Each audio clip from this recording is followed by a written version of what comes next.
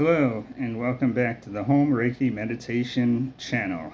I'm Sirmanartha, and today I will be reading a brief chapter or a couple paragraphs in this book that I'm reading, almost finished, 20 Steps to Power, Influence, and Control Over People.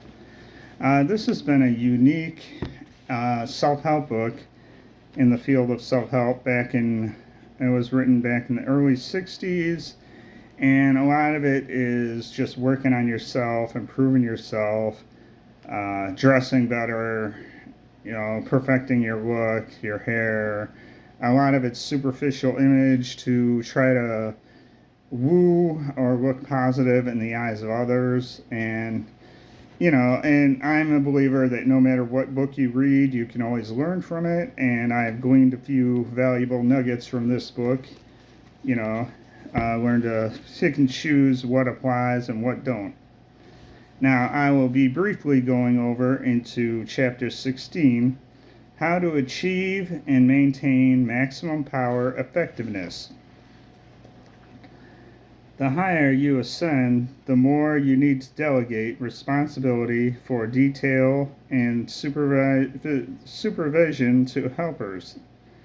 So this is kind of like in the aspect of overseeing employees or people under you. A self-powers helper must be genuine assistant or lieutenant, not skills hired to do a job. Okay.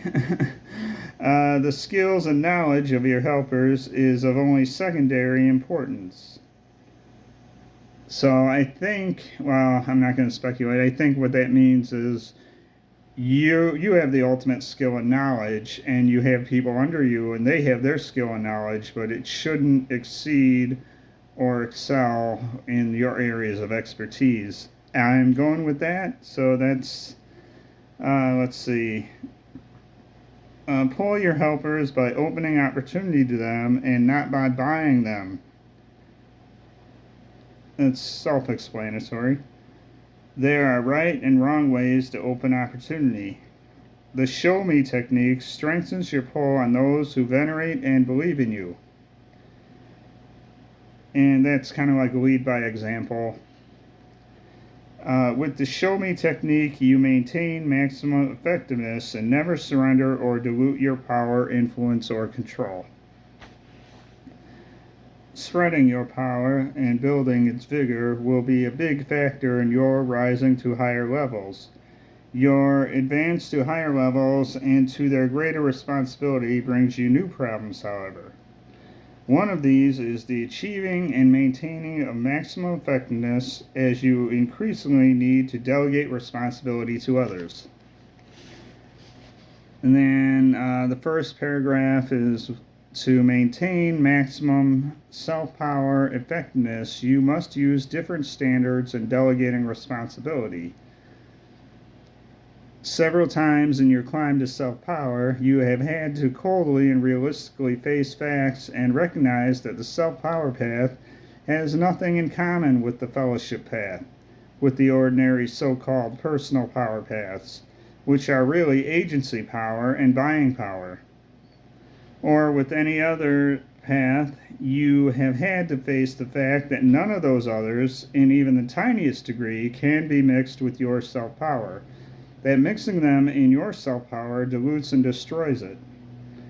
Now that you are going to have to face those facts coldly and realistically again, you need to recognize that when you are a self-power, you must use different standards and methods in delegating responsibility to others. So if you are to achieve and maintain maximum self-power effectiveness. Alright, I'm going to stop right there because this is kind of like outdated and wordy, and I don't want to bore you guys. But give me your thoughts on what you think of 20 Steps to Power, Influence, and Control Over People. Maybe if you've read it, how has it helped you? And please share your thoughts on what you feel about this video. If you like it, don't like it, what you feel needs to work.